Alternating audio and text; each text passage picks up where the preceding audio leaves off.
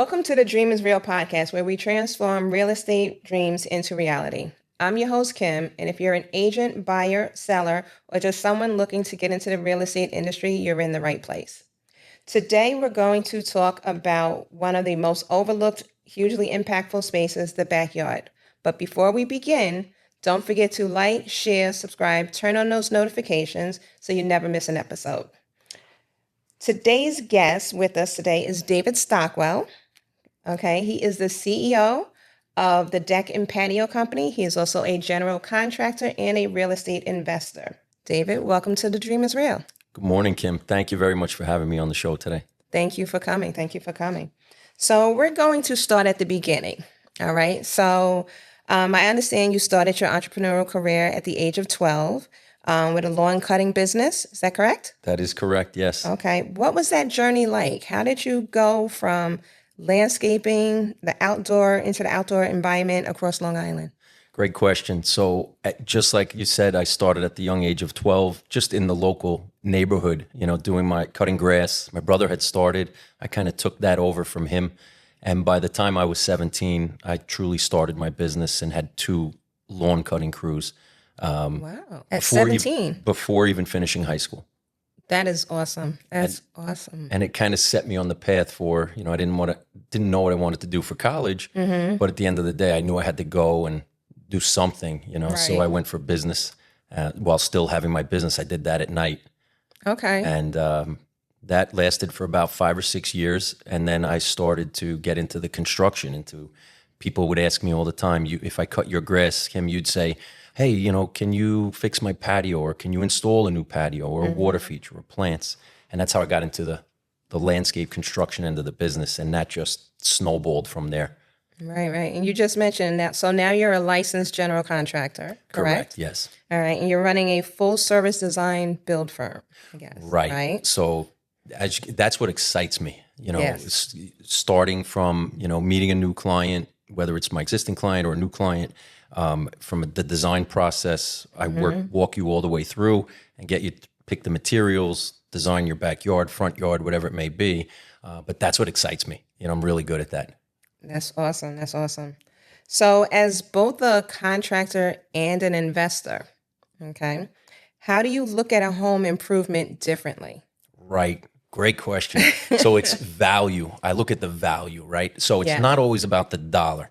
Number one, it's about what people are going to experience in that area. So if I'm designing a backyard, it's what little areas I can create. Maybe it's a fire pit, maybe it's a fireplace with a TV on it. It could be a water feature. Could just be a simple patio, but at the end of the day, we'll design, maybe a seat wall or something like that along the patio. But I try to create spaces that you're going to enjoy when you come home, right? Yes. And that's what I do in the landscape construction end of the business, and that kind of goes over to the real estate as well, because it's the nature of it, right? Yes. It's what people want, Right. the fun. Yeah. So can you walk us through that process? So if somebody was to contact you and they're looking to do some backyard space, what's the process? How do they go about? So today, most people are hitting us up on whether it's Instagram, Facebook, the website, of course. So people will do that. They'll call into the office.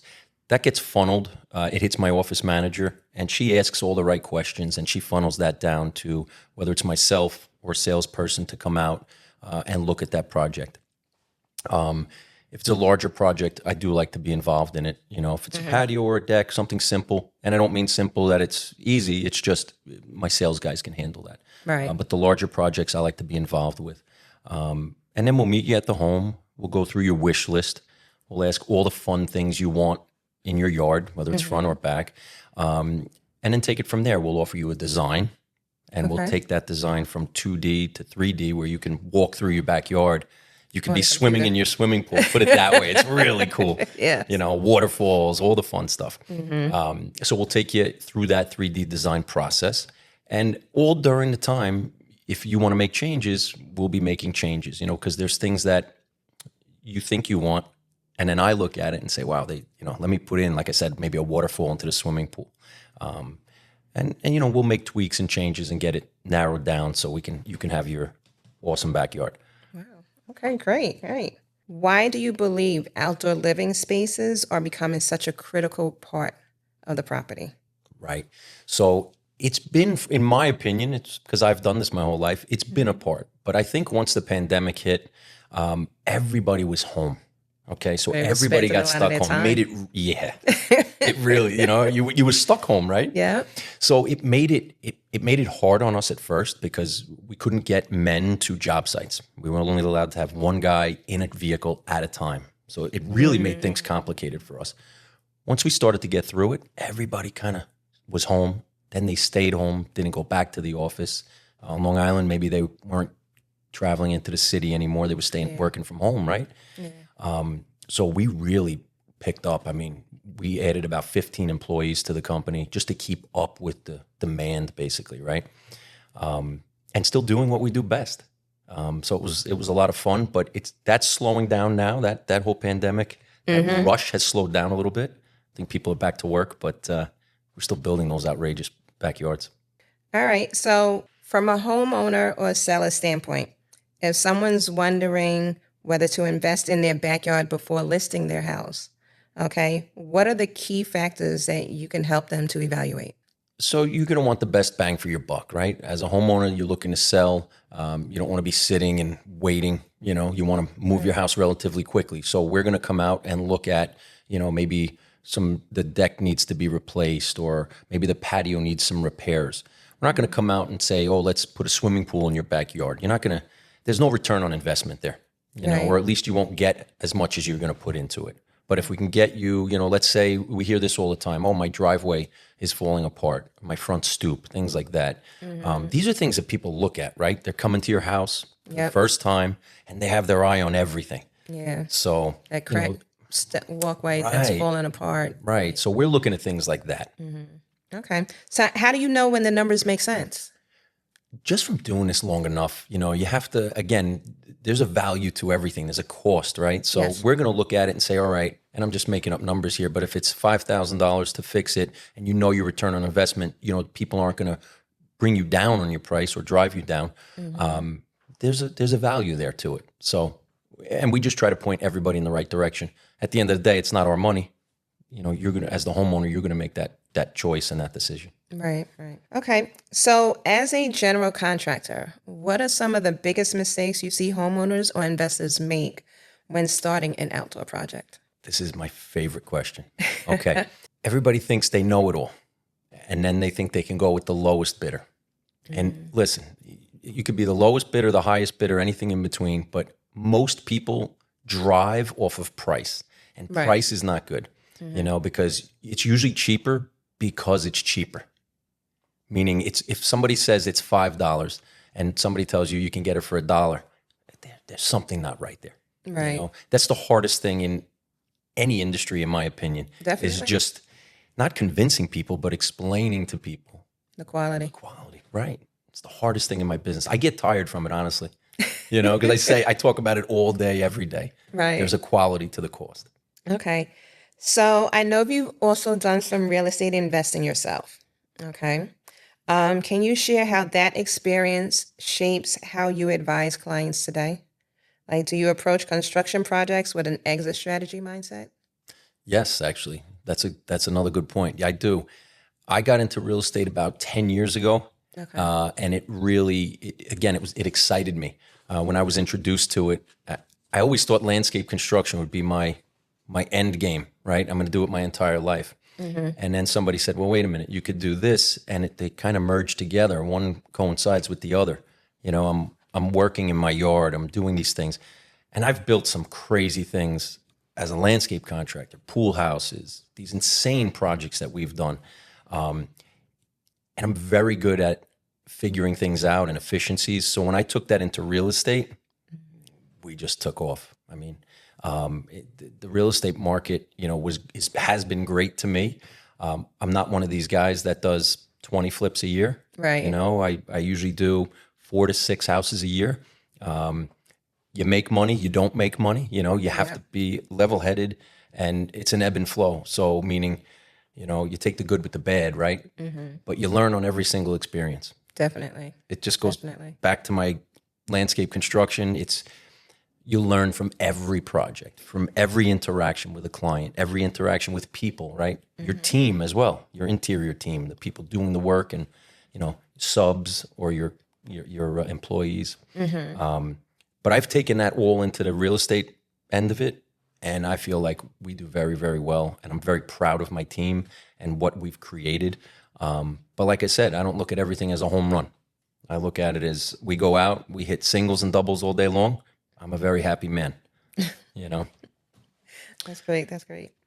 So, for agents out there listening, how can they collaborate more effectively with a contractor like you during a sale or a renovation?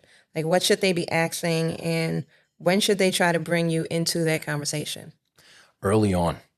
The agents that bring me in early on are the agents that do really understand the process and excel. Yeah. Because normally an agent will bring us a deal, we'll then give the deal back on the sale end. So they know what I'm producing, if you know what I mean. I'm not just putting lipstick on something. We're trying to make these homes, it's somebody's home, and I want somebody to be excited about that home. Not to look at it and have to go back in there and do additional work. Right. But you want to bring that agent in early. So when we get an agent brings us a deal, I walk the property, I go through the whole project. I'm not telling them what color I'm painting the walls and things like that, because again, they know what I'm producing. But the earlier on I can get them involved in it, at the end game, when we go to sell it and return it back to them to sell it for me, Right. they know what they're doing. They know the ins and the outs of the project, where we got permits, things that we did. Maybe it's the new driveway, the new stoop. We added kitchens, or we added a bathroom, or we added closet space. They know. That's great. That's great. And that goes back to where I was discussing before in the past interview, where that agent, being that agent, that listing agent, they actually understand and they know everything about that property when they're going to show that property. Right. Right. That's great. All right, so let's zoom in on Long Island. Okay, so what unique trends or challenges do you see when it comes to building outdoor spaces? Okay, like from this, like you was just talking about the designs and the permits. So what challenges do you see with that stuff? Yeah, it's definitely the codes as they change. These townships, what we're dealing with. But listen, it start from the realtor end of it. It's the challenges are Long Island's very unique. People are very one-sided. The people, in my opinion, again, look, but people are very about them. They're all about themselves. Yes. Who can do better than the other. It's not about keeping up with the Joneses. In my opinion, it's creating a team, being able to discuss and talk to other people about things is huge. It's like being here with you. Listen, we all have to work together, right? Yes. We're only here for a short period of time. Let's work together, make things happen. Listen, like I said before, you make money, you don't make money, but you keep moving forward. The issues with towns, the codes have changed. Even now from 2020 to 2025, it's night and day what codes have changed. In the last 5 years, it's unbelievable. I've seen it because of in the construction industry in general, there's always code changes. The towns today are now on the portal. Some people, I still like the old school paperwork. Portals, I got to get used to it. It's like the whole AI thing, right?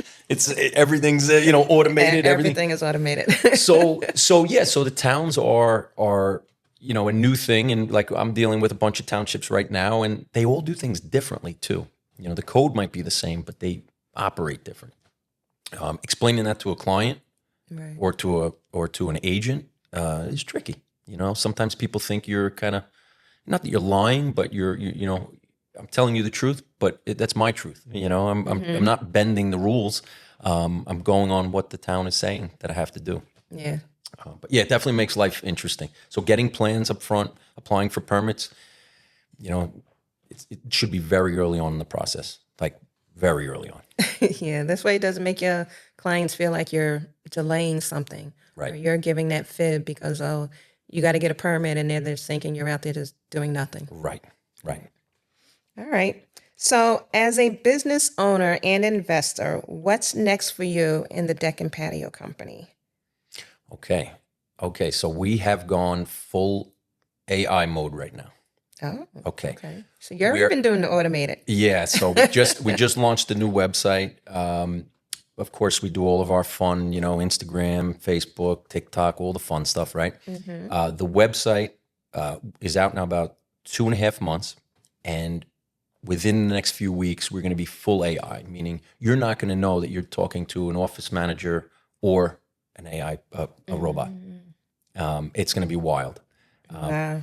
But that's technology. It's changed. It's good for us because it streamlines everything. And in this industry, or in the construction industry in general, it's easier to streamline things. Yeah. They caught me one time, one of them AI ones. You didn't know? I did not know it. Not until somebody else picked up. It was like, okay, we're going to transfer you. And I'm like, okay. Okay. Yeah, it was AI. Great. Okay. So, fantastic. So before we wrap up, okay, where can our audience find you? So best place, of course, website, deckandpatio.com. Instagram, we're Deck and Patio. Same thing on Facebook. And same thing on TikTok. We're Deck and Patio. It's pretty straightforward. It's pretty straightforward. Where are you located? 635 Pulaski Road in Greenlawn, New York. Okay. It's in the township of Huntington. It's, I own that for a couple of years now. It's a great spot. We keep all our trucks. We have our offices there. So anybody want to come in and say hello? We're open from 9 to 5 every day, except for Sunday. Awesome. That's family day. So, okay. Thank you so much, David, for sharing your expertise. For anyone listening out there, whether you're preparing to sell, you're planning a remodel, or exploring a real estate investment, remember the right outdoor design can add more than beauty. It can also add value, as David was telling us. And thank you also for joining another episode of the Dream is Real podcast. Before you leave, don't forget to like, share, subscribe, turn on those notifications so you never miss an episode. You can follow us on Instagram and TikTok at Dream Select Realty, at X at Dream Select Home. If you want to be a guest on our show, reach out to us at hometeam@dreamselectrealty.com. And always remember, the dream is real.